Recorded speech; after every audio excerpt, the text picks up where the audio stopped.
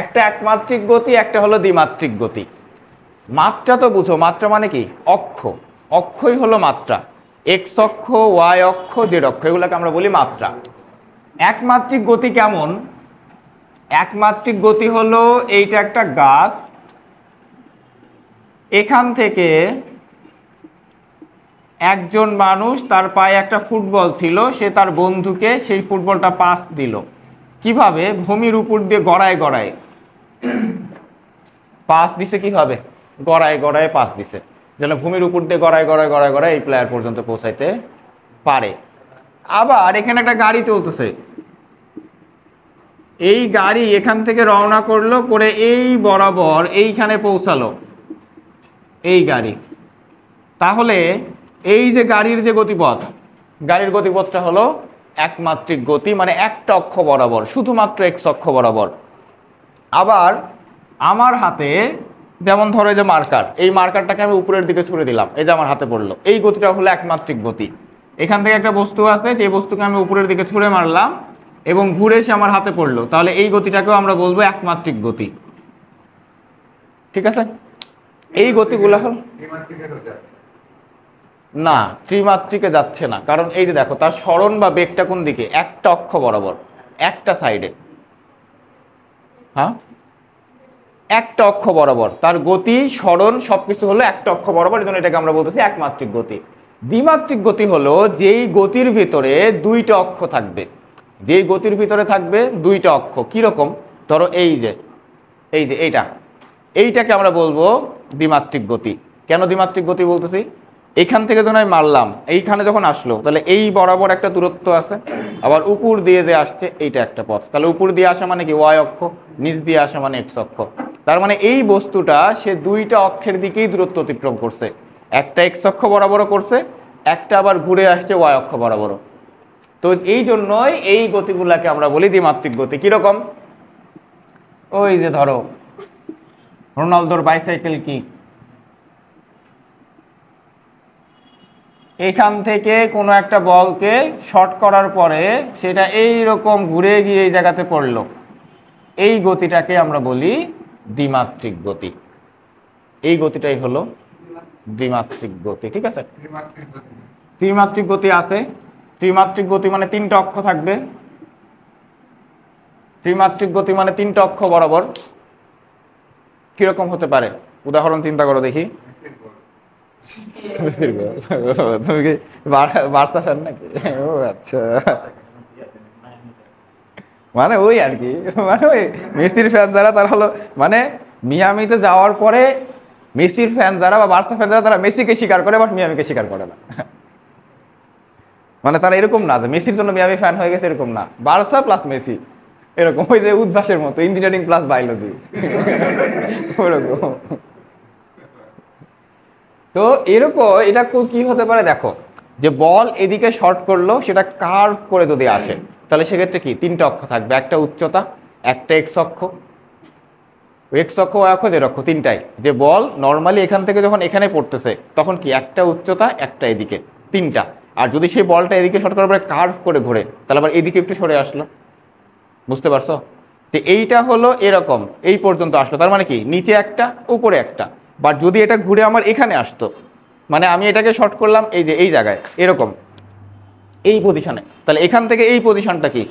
উচ্চতা আছে, এদিকে একটা সরণ আছে, উচ্চতার দিকে একটা সরণ, উপরের দিকে এদিকে একটা, এদিকে একটা, উপরের দিকে একটা, তিন দিকে তিনটা। অথবা ধরো এখান থেকে আমি একটা বস্তুকে নিক্ষেপ করলাম ওই কর্নার বরাবর, তাহলে ওই কর্নার বরাবর যদি মারি, তাহলে কি? তিনটা অক্ষ বরাবরই তার গতি থাকবে। এরকম মানে সরণ এবং গতিটা তাকে তিন অক্ষর দিকে হতে হবে, তিনটা অক্ষ বরাবর, তাইলেই হবে। তাহলে আমরা আপাতত এখানে দ্বিমাত্রিক গতি নিয়ে আলোচনা করব। কি গতি? দ্বিমাত্রিক গতি, যেখানে দুইটা অক্ষ থাকবে, একটা হবে এক্স অক্ষ, একটা হবে ওয়াই অক্ষ।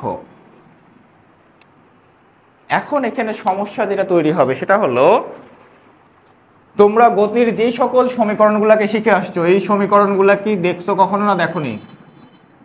যদি না দেখে থাকো তাহলে এখনো সময় আছে, আবেদন শেষ হয়নি, এখনো এডিট করার মনে সুযোগ আছে।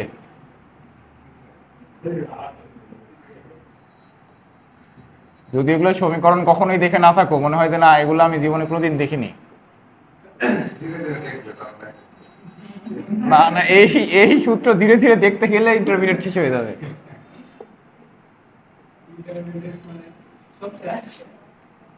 এটা সমবেগ, এই যে সূত্রগুলা।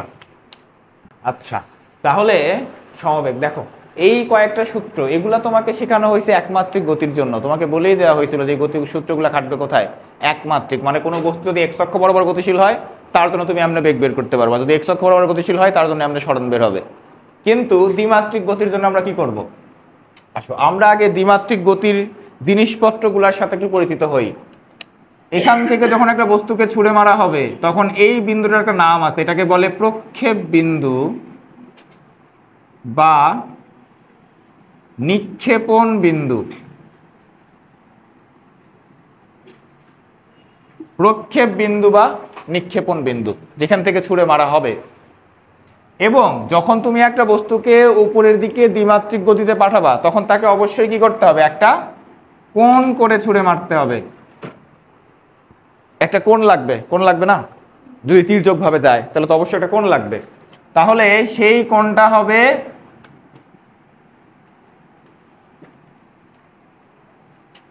নিক্ষেপণ কোণ বা প্রক্ষেপ কোণ। তাহলে এটা নিক্ষেপণ কোণ। নিক্ষেপণ কোণ মানে যেই কোণে একটা বস্তুকে নিক্ষেপ করা হলো, এরপরে এইটা হলো আদিবেগ ইউ, এইটাকে বলে নিক্ষেপণ বেগ বা প্রক্ষেপ বেগ। যেই বেগে কোনো বস্তুকে নিক্ষেপ করা হয়, একটা বস্তুর আদিবেগ তো অবশ্যই থাকতে হবে, আদিবেগ না থাকলে তো একটা বস্তু গতিশীল হবে না।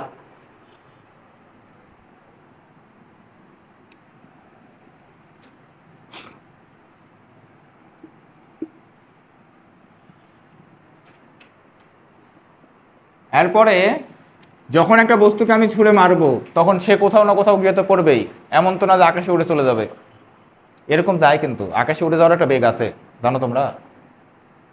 এসএসসিতে কোনো জায়গায় হয়তো কেউ বইয়ে নাই, বাট কোনো ক্লাসে হয়তো কোনো না কোনো টিচার হয়তো বলে দেওয়ার কথা মহাকর্ষ অভিকর্ষের মধ্যে মুক্তিবেগ।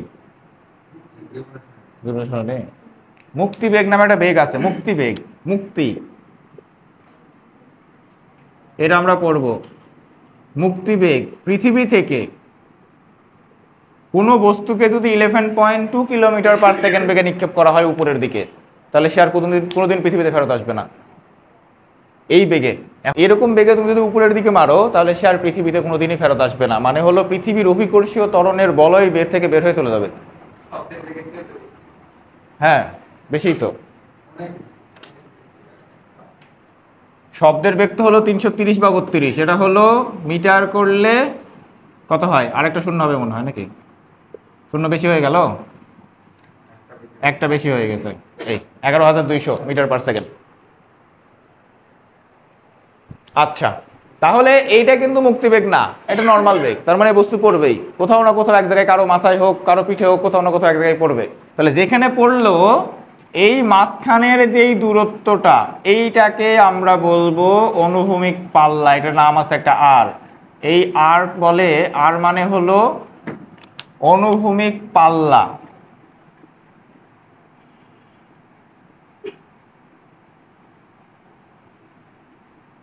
এটাকে অনুভূমিক পাল্লা বলা হচ্ছে কেন?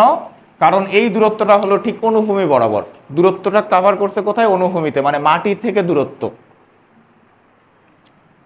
এই জন্য এটা হলো অনুভূমিক পাল্লা। এবার এই বস্তুটা কি হবে দেখো, প্রথমে সে উপরে উঠবে, এরপরে আবার নিচের দিকে নামবে। তাহলে উপরে যখন সে উঠলো, ধরো এই জায়গাতে যদি আমার একটু আঁকানোটা সুন্দর হয়নি, এরকম, মানে মাঝখানে একটা বিন্দু থাকবে যেটা হবে সবচেয়ে উঁচা। মানে প্রথমে উপরে উঠবে, পরে আবার নিচের দিকে নামবে। তাহলে এইটাই হলো সর্বোচ্চ উচ্চতা, এটাকে বলে সর্বোচ্চ উচ্চতা, ক্যাপিটাল এইচ।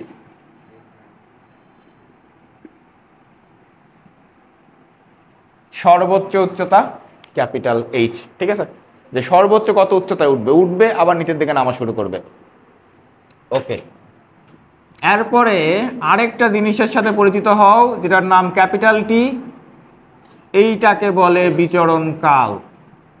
তোমরা অনেকেই মনে মনে ভাবতেছো যে এগুলো তো হালকা পাতলা আমরা একটু পড়ছিলাম, ওই জিনিস আমরা পড়বো একটু আলাদা। যেমন সর্বোচ্চ উচ্চতা তোমরা পড়ছো u²/2g, তো এখানে আসে আমরা সেটার সাথে একটু কোণ অ্যাড করে দিব, একটু কোণ জোড়া লাগাই দিব, যে কোণে মারলে কি হবে।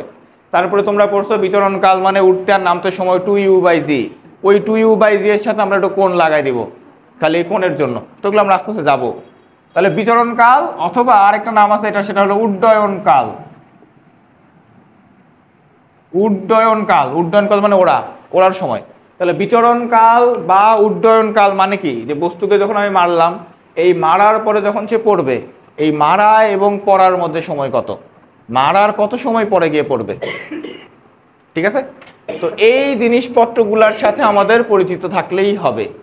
এবার এই যে একটা বস্তুকে মারলাম, মারার পরে এই দিক দিয়ে ঘুরে কার্ভ করে যেখানে পড়লো, এই দিকে তাকাও, এই যে রেখাটা, এই রেখাটা দেখতে কেমন লাগতেছে বলো, এই রেখাটা দেখতে কেমন?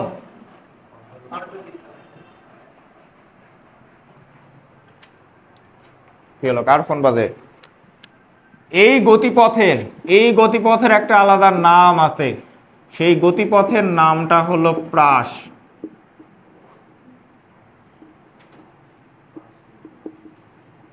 হ্যাঁ, প্রাস বা প্রজেক্টাইল।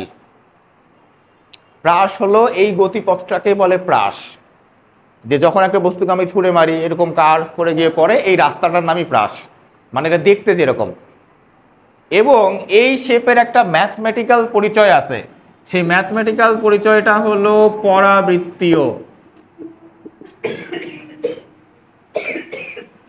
এখন এই পরাবৃত্তীয় বা প্যারাবোলিক, প্যারাবোলা মানে পরাবৃত্ত, তোমরা ম্যাথে পড়বা, ম্যাথের টিচার এটা তোমাদেরকে পড়াবে। ম্যাথে একটা টপিক আছে, অধ্যায়ের নাম হলো কনিক, সেকেন্ড পেপারে। ওই কনিকের মধ্যে তোমরা এগুলা পড়বা, পরাবৃত্ত, উপবৃত্ত, অধিবৃত্ত, এগুলা যেগুলা হলো বিভিন্ন জ্যামিতিক শেপ। এইটা বললে আসলে ভুল হবে না, আবার বলাও ঠিক না, যে বৃত্তের ক্যাটাগরির মধ্যেই পড়ে, ঠিক আছে। পরাবৃত্তীয় শেপ কোনগুলা? ওই তো পড়বে না, বাট তবে আসে। তুমি যখন কনিক পড়বা তখন দেখবা যে বৃত্ত থেকেই মূলত এগুলাকে একটা রেখা থাকে, দ্বিকাক্ষ রেখা, কাল্পনিক রেখা। ওই দ্বিকাক্ষ রেখার মুভমেন্টের ফলে বৃত্ত থেকেই, মানে আচ্ছা একটু বলে দেই, দেখো এটা ধরো একটা ফুটবল, ফুটবল কি বৃত্তাকার বা গোলাকার কিনা? এটাকে যদি তুমি চাপ দাও তাহলে কি হবে? চাপটা হবে এরকম, মানে ওই পৃথিবীর মতো হবে, কমলা লেবুর মতো এরকম হবে। এই শেপটাকেই বলে উপবৃত্ত। তুমি যদি এটাকে আরো চাপ দাও তাহলে কি হবে? আরো চাপ দিলে ফাটবে না? ফাটবে। আরো চাপ দিলে ফাটবে। তাহলে ফাটার পরে কি হবে? ফাটার পরে তখন একটা সাইড এরকম হা হয়ে যাবে, ওটাই পরাবৃত্ত। ফাটার পরে যে একটা সাইড আমরা পাবো, ধরো মাঝখান বরাবর যদি ফাটে, তাহলে একটা সাইডে যে শেপটা আমরা পাবো সেটাই পরাবৃত্ত, ওই শেপটাকে পরাবৃত্ত বলে, ঠিক আছে। আচ্ছা, পরাবৃত্তের বেশ অনেক ব্যবহার আছে। কি কি ব্যবহার? পরাবৃত্তের এখানে একটা বিন্দু থাকে, এটাকে বলে ফোকাস বিন্দু। কাইন্ড অফ কিসের সাথে মিলে? লেন্সের। ওই লেন্সের ওই শেপটাই পরাবৃত্ত, ওই শেপটাই। দেখো এটা কোথায় ইউজ করা হয়, এটা খুব সুন্দর ব্যবহার আছে। সেটা হলো মোটরসাইকেল বা গাড়ির লাইট দেখছো, হেডলাইট, ওই লাইটটা ছোট লাইট না, মানে বাইরে দেখছো, মানে গাড়িতে লাগানো ছাড়া এমনি নর্মালি দেখছো, বাইরে অনেক ছোট লাইট, ওরা দেখো তুমি কিছু নেই, রুমের মধ্যে জ্বালাও তুমি সেটা দেখতে পাবে না, কিছু দেখতে পাবে না। কিন্তু ওই লাইটটাকে যখন ওই গাড়ির ভিতরে লাগানো থাকে তখন কিন্তু অনেক দূরে আলো যায়, অনেক বড় আলো হয়। কেমনে? কারণ ওই লাইটটা লাগানো থাকে এই ফোকাসে, আর পিছনে থাকে এই পরাবৃত্তিক শেপ। তো এখানে লেন্স কি করে, যেখান থেকে যখন লাইট পাঠায় তখন এই লাইটগুলো এই জায়গায় রিফ্লেক্ট করে সবগুলো প্যারালালি বের হয়, সমান্তরালে এরকম করে। এই জন্য এই পিছনের এই শেপের কারণে আলোগুলো অনেক দূরে যায় এবং ছড়ায় যায়, এই পিছনে এইটার কারণে, এই রিফ্লেকশনের কারণে। হ্যাঁ, ফোকাস থেকে আলোটা আসে, ফোকাস থেকে আলোটা আসে এবং সমান্তরালে যায়।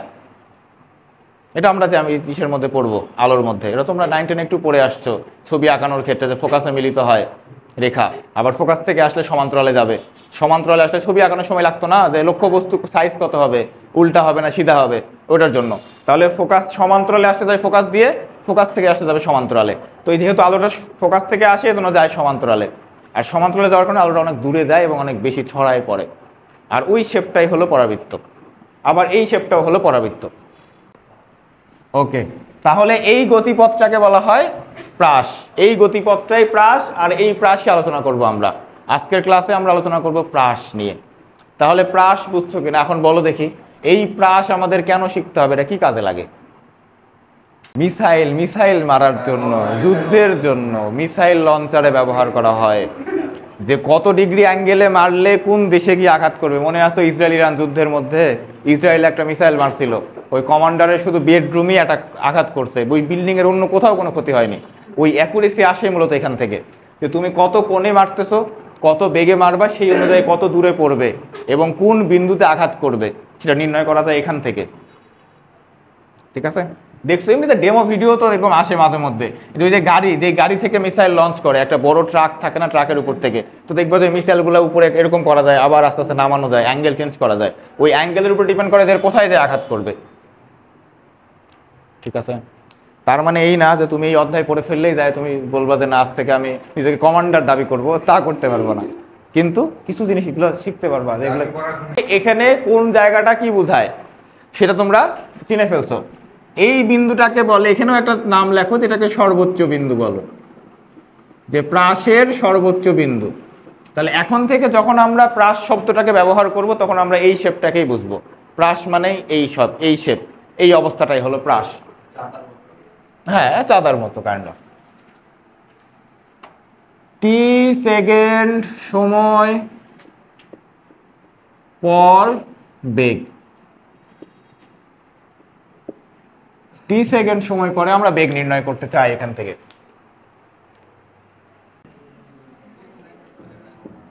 যেখান থেকে নিক্ষেপ করা হয় কোনো বস্তুকে, যেই বিন্দু থেকে নিক্ষেপ করা হয় সেটা নিক্ষেপণ বিন্দু। তাহলে নিক্ষেপণ কোণ কোনটা? যেই কোণে নিক্ষেপ করা হয়। তাহলে এইটা ইউটা কি?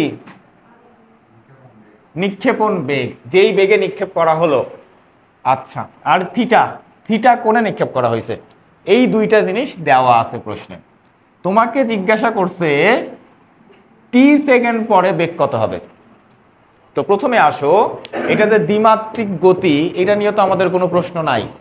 দ্বিমাত্রিক গতি কিভাবে? এখান থেকে যখন একটা বস্তুকে আমি নিক্ষেপ করলাম, যদি এই পজিশন তুমি চিন্তা করো, তাহলে এই পজিশনে সে আসলো কেমনে?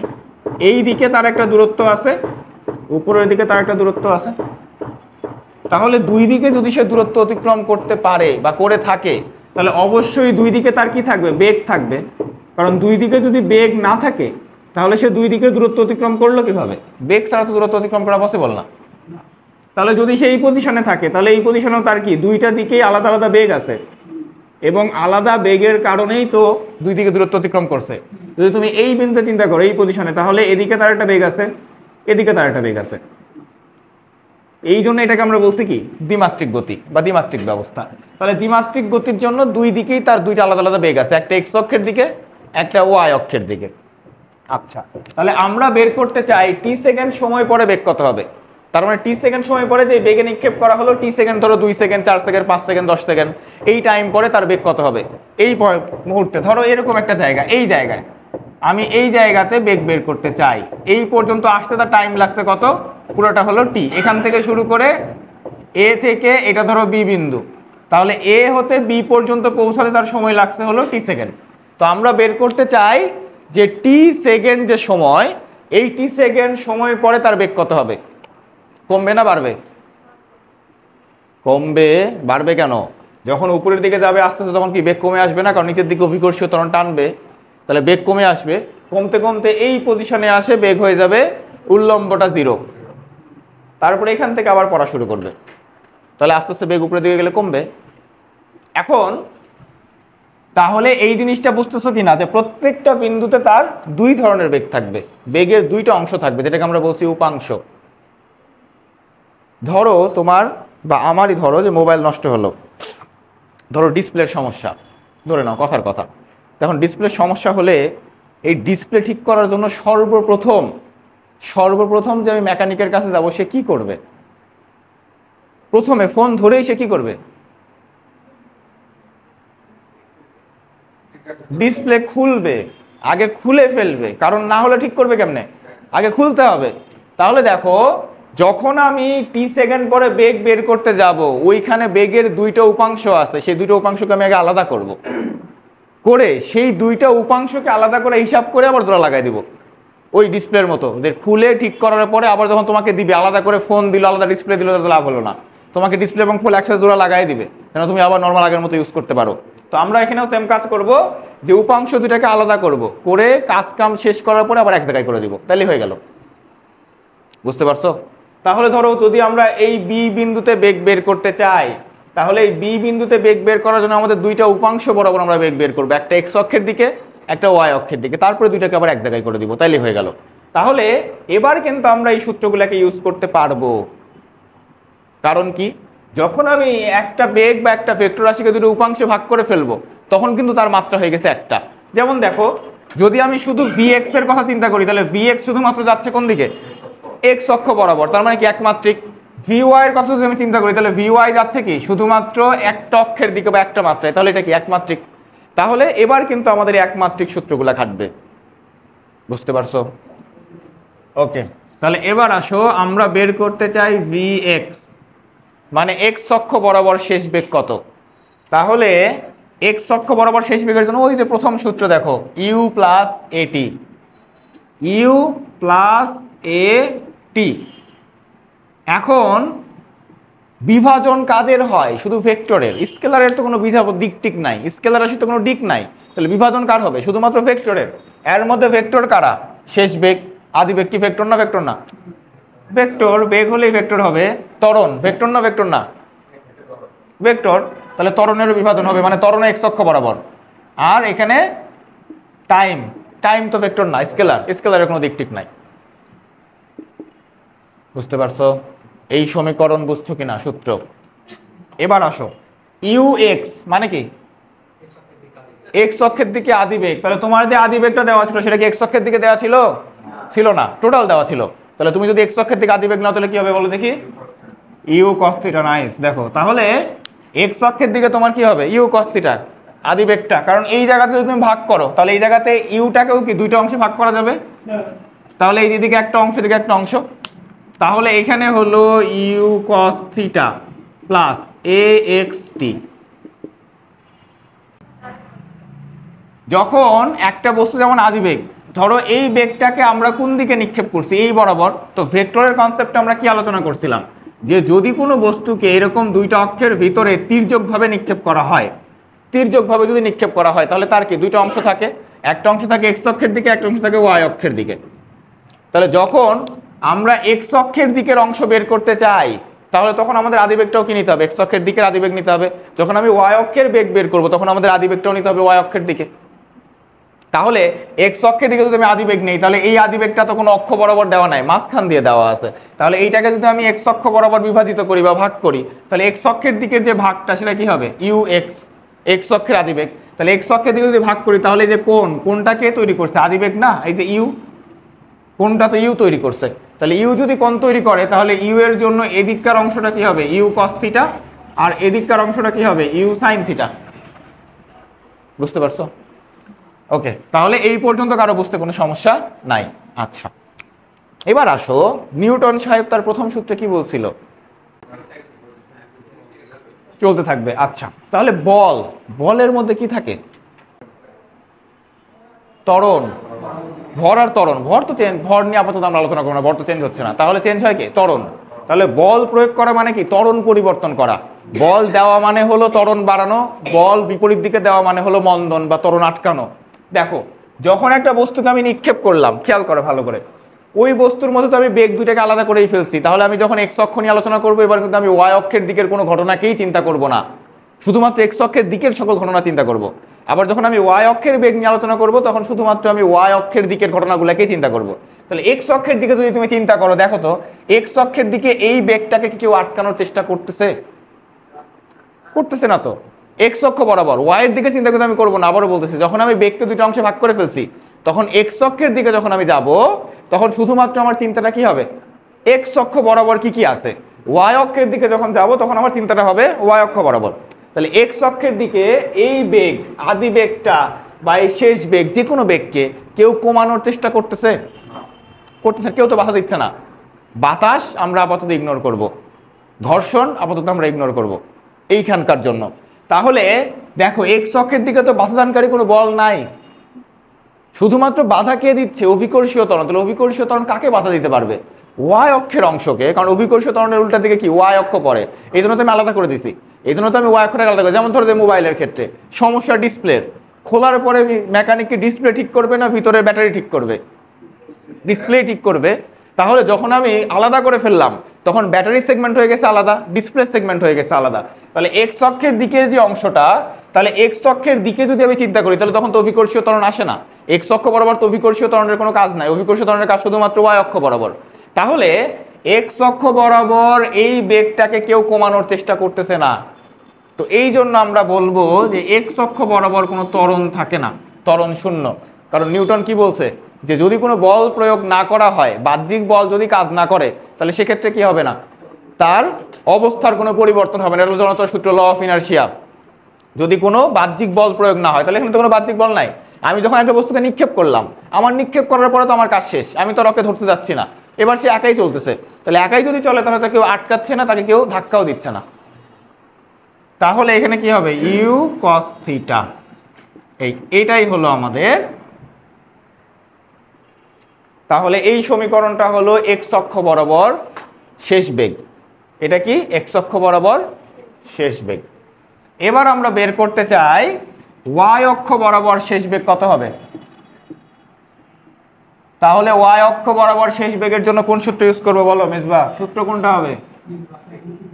ওই একই, ইউ প্লাস এটি, একই সূত্র।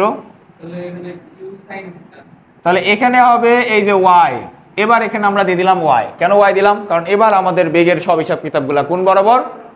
ওয়াই অক্ষ বা উল্লম্ব বরাবর। তাহলে এবার আসো, আদি বেগের ওয়াই এর দিকে অংশ মানে কি উল্লম্ব উপাংশ বা ওয়াই অক্ষের উপাংশ লাগবে। তাহলে ওয়াই অক্ষের উপাংশ কি হবে? U sine theta.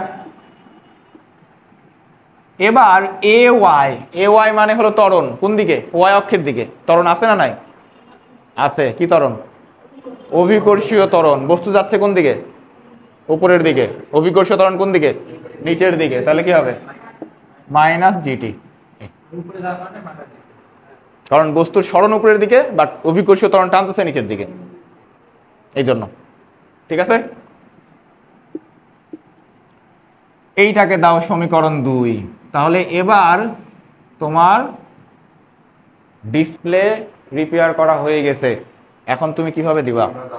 জোড়া দিবা কেমনে? জোড়া কেমনে দিবা বলো দেখি? লব্ধি করতে হবে, লব্ধি। কারণ উপাংশে যখন আমি ভাগ করলাম তাদেরকে আবার জোড়া দেয় কেমনে? লব্ধি করে।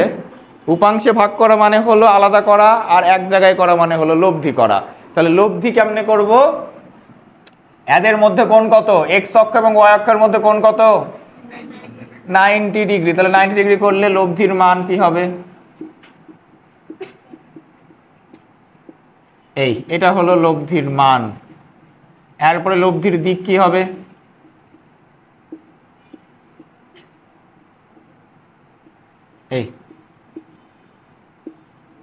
লম্ব বাই ভূমি।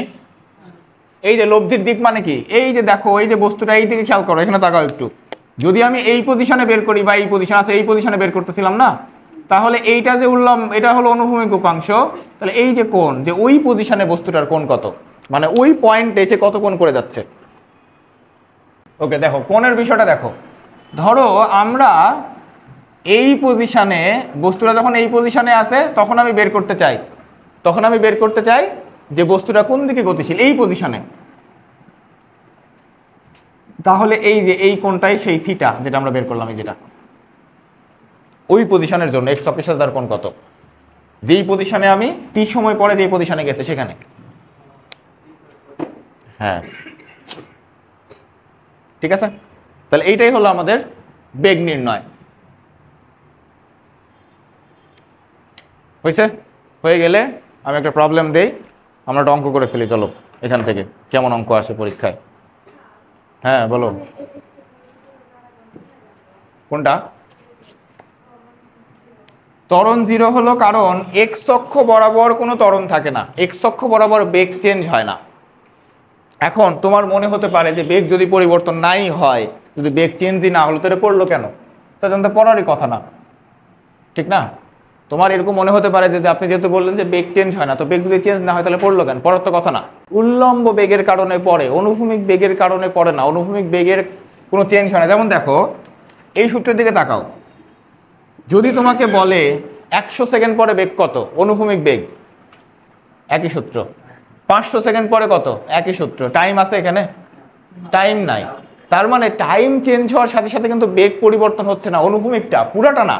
আমি কিন্তু পুরা বেগের কথা বলতেছি না, অনুভূমিকটা। অনুভূমিকটা কিন্তু চেঞ্জ হচ্ছে না।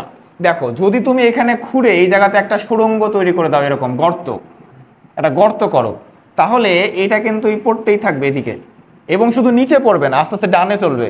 মানে এরকম করে নিচেও আসবে, ডানেও আসবে, এরকম করে চলতেই থাকবে। দেখো, তাহলে ডান দিকের বেগ না থাকলে ডানে যাচ্ছে কেমনে? যদি ডান দিকের বেগ কমে যাইতো, ধরো কথার কথা, যদি ডান দিকের বেগটা কমতো, তাহলে ডান দিকের বেগটা কমলে এখানে উঠে ঠাস করে নিচে পড়ে যাওয়ার কথা না? যদি ডান দিকে কোনো বেগই না থাকে, এক্স অক্ষ বরাবর যদি কোনো বেগ না থাকে, তাহলে উঠলো, উঠে এখান থেকে ঠাস করে নিচে পড়ে গেল, এরকম তো হয় না। এখান থেকে যখন আবার এদিকে আসতেছে, তার মানে এদিকে আসার জন্য নিচে পড়ার ক্ষেত্রে না হয় উল্লম্ব বেগটা তাকে নিচে নিয়ে আসে। তাহলে ডানে যে যাচ্ছে, তাহলে ডানে কেন যাচ্ছে? তার তো ডান দিকে একটা বেগ আছে। ওই ডান দিকের যে বেগটা, সেটাই হলো অনুভূমিক বেগ, এই বেগ। এবং এই অনুভূমিক বেগটা শুরু থেকে যেমন থাকে, পড়া পর্যন্ত তেমনই থাকে। কারণ অনুভূমিক দিকে তাকে কেউ বাধা দেয় না, শুধু বাধা পায় কে? উল্লম্ব বেগটা। এই জন্য কমে আসে উল্লম্ব বেগ, অনুভূমিক বেগটা কমে না। এই জন্য আমরা বলি যে অনুভূমিক দিকে ত্বরণ হয় শূন্য, অনুভূমি বরাবর ত্বরণ। ডিরেক্ট ত্বরণ শূন্য এটা কিন্তু বলা যাবে না, এটা বললে কিন্তু অন্যায় হয়ে যাবে। কিন্তু অনুভূমি বরাবর যদি আমরা ত্বরণ শূন্য বলি তাহলে ঠিক আছে, বুঝছো? ওকে, তো না একটা প্রবলেম লেখো। ভাইসো, পড়ো পড়ো পড়ো, কি বলছে প্রশ্নে, কি বলছে?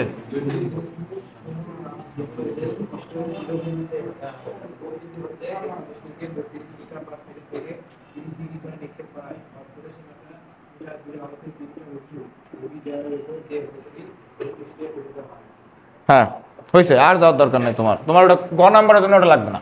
তাহলে গ নাম্বারে কি বলছে? আমরা খালি গ নাম্বার করবো, ঘ তো করবো না এখন। 1.2 সেকেন্ড পর বেগ কত? 1.2 সেকেন্ড পরে বেগ বের করতে হবে আমাদের। এই আসো, এই একই সেম জিনিস। তাহলে আমাদের অনুভূমিক বেগ, তুমি এখন চাইলে একবারে ডিরেক্ট সূত্র লিখতে পারো, কোনটা? ওই যে ইউ কস থিটা, কোনো সমস্যা নাই, ঠিক আছে? আর তুমি যদি মনে করো যে আমি সূত্র মুখস্থ করবো না, মানে তুমি এখানে এটা একবারে করবা, হ্যাঁ শিওর। কিন্তু এইচএসসি টিচার আবার একটু রাগও করতে পারে। অ্যাডমিশন হলে কোনো সমস্যা নাই, অ্যাডমিশনে কোনো সমস্যা নেই। অ্যাডমিশনে তুমি একবার এটা লিখতে পারো, v is equal to root over u cos থিটার উপরে square plus u sine theta minus g t আর উপরে স্কোয়ার। এখানে একবারে মান বসাই দিয়ে চলে আসবে, হয়ে যাবে। বুঝতে পারছো? একবারে এটা তুমি অ্যাডমিশনে করবা, কোনো সমস্যা নাই, কিন্তু তুমি এইচএসসি তে করো না। হ্যাঁ হ্যাঁ, রিটেনও করো, এটা রিটেনের কথা তো বলতেছিলে। এমসিকিউ তো তুমি কি লিখলো না লিখলো ওটা কে দেখতে গেল? ওটা কেউ দেখতে গেল? এটা তুমি রিটেনেই তো লিখবা। তাহলে ইউ কস থিটা, তাহলে আচ্ছা এখানে আমরা ইউ না লিখে ভি নট লিখবো, V naught cos theta. V naught কেন? ওই যে আদিবেগটা ছবির মধ্যে ভি নট দেওয়া ছিল, তাই আমরা ভি নট দিলাম। 32 cos 30, তাহলে 16 রুট 3, সমীকরণ 1। তাহলে ভিওয়াই, ভিওয়াই কি হবে? U sine theta minus g t. তাহলে ইউ, আচ্ছা এখানেও v naught, 32 sine 30 minus 9.8 into 1.2, time দেওয়া আছে। তাহলে 16 মাইনাস কত হয় এটা? একবারে করো, একবারে করো, 4.24। ওকে, এবার বেগের মান, বেগের মান মানে জোড়া দেওয়া। তাহলে v is equal to root over v x এর উপরে স্কোয়ার ভি ওয়াই এর উপরে স্কোয়ার।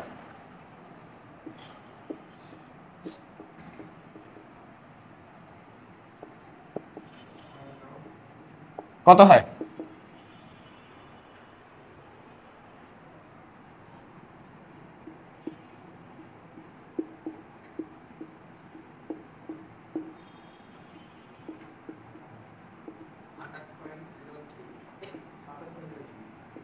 28.03 এত মিটার পার সেকেন্ড। ওকে,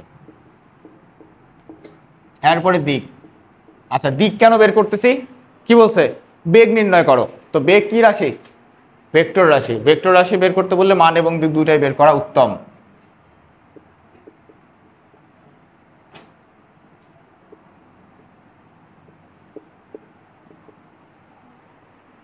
তোমাদের 8.69 এত ডিগ্রি। দেখো তাহলে এইটা কি? এই বেগ আর দিকটা কি? বেগের মান। এই যে ধরো এইখান থেকে একটা বস্তুকে আমি নিক্ষেপ করলাম, সে আসছে এই জায়গাতে।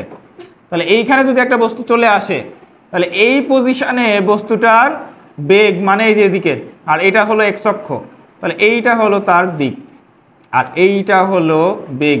এখানে এটা হলো ভি, আর এইটা হলো থিটা। বুঝতে পারছো? বুঝতে পারছো? তাহলে এখান থেকে এটা শুরু হয়েছিল ইউ বা ভি নট দিয়ে, এখানে আসে হয়ে গেল ভি, এবং এখানে থিটা ছিল তার 30 ডিগ্রি, আর এখানে আসে তার কোণটা হয়েছে কত? এত 8.69 এত ডিগ্রি। আচ্ছা, এই পর্যন্ত হয়েছে উঠানো। আচ্ছা, এখন আমি যা লিখতেছি এটা উঠানোর দরকার নাই, খালি বুঝে রাখো তাহলে হবে। যদি তুমি ভেক্টর বানাতে চাও, যে আমি এগুলো ভেক্টর বানাবো, বানাও। তাহলে ভেক্টর চিহ্ন দিলে এখানে কি আনতে হবে? আই ক্যাপ, কারণ এটা এক্স অক্ষের দিকে। এবং এটাকে যদি তুমি ভেক্টর চিহ্ন দাও, তাহলে এটাকে কি আনতে হবে? J cap. তাহলে এরপরে তুমি এবার আর তোমার মান দিক এত কিছু ঝামেলা যাওয়ার দরকার নাই। এবার তুমি একবারে লিখবা লব্ধি, বেগের উপরে দিবা vector v x vector plus v y vector. তাহলে 16√3 আই ক্যাপ 4.24 জে ক্যাপ দিয়ে এইখানে আনসার লিখে চলে আসবা 100%।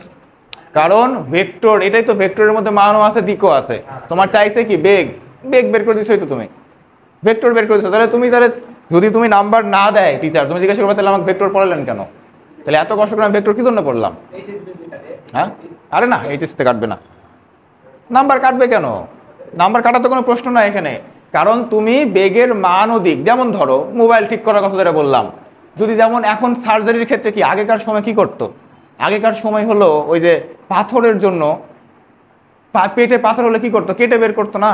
আর এখন তারপরে যখন আস্তে আস্তে নতুন টেকনোলজি আসছে, তখন কি বাইরে থেকে লেজার দিয়ে সার্জারি করা যায়। তো তুমি যদি লেজার দিয়ে করতে পারো, তো তোমার কাটাকাটির দরকার কি? বুঝো নে? ভেক্টর মানে তার মধ্যে মানও আছে দিকও আছে। হ্যাঁ, যদি তুমি মনে করো যে আমার পরীক্ষায় তো এনাফ টাইম থাকে, ফিজিক্স ম্যাথ পরীক্ষাতে এনাফ টাইম পাওয়া যায়, তাহলে তুমি এটাকে মান আলাদা দিক আলাদা করে বের করে দিবা, তো বের করে দিবা। তবে যদি তুমি না করো, তাহলে তোমাকে ভুল ধরতে পারবে না টিচার কখনোই। কারণ তোমার প্রশ্নে শুধু বেগ চাইছে, মান ও দিক উল্লেখ করে চাইনি। প্রশ্নে চাইছে যে বেগ কত, এই। তাহলে তুমি মান এবং দিক আলাদা করে বের করে দিবা। যদি তুমি খুব বেশি দয়ার শরীর হও যে না, টিচারকে আমি এত কষ্ট দিতে পারবো না, যদি অভিশাপ দিয়ে দেয় খাতার উপরে, এই। ঠিক আছে, তো আজকে আমাদের আলোচনা এই পর্যন্তই। তাহলে বলো, প্রাস সম্পর্কে কি কি বুঝছো? যে প্রাস হলো একটা দ্বিমাত্রিক গতি, যেটা কার্ভ করে দুই অক্ষ বরাবর গিয়ে আরেক জায়গাতে পড়ে। সেখানে যেখান থেকে মারা হয় নিক্ষেপণ বিন্দু, যেই কোণে মারা হয় নিক্ষেপণ কোণ, যেই বেগে মারা হয় নিক্ষেপণ বেগ। এবং আমরা যেটা শিখলাম আজকে, যে টি সময় পরে বেগ কত হবে। এরপরে আমরা শিখবো সরণ, তারপরে আমরা বিচরণ কাল, অনুভূমিক পাল্লা, সর্বোচ্চ উচ্চতা, এগুলো শিখবো আস্তে আস্তে। দ্বিমাত্রিকটা আগে শেষ করি। ত্রিমাত্রিক হয়তো, ত্রিমাত্রিকে তখন আবার 3টে অক্ষ বরাবর হিসাব আসবে। আমরা আগে দ্বিমাত্রিকটা শেষ করি, তারপরে ত্রিমাত্রিক খুব আলোচনা না করলে যতটুকু দেখার লাগে আমি দেখাই দেবনি। তোমার জানার জন্য, তোমার নিজেকে সন্তুষ্ট করার জন্য যতটুকু জানার লাগে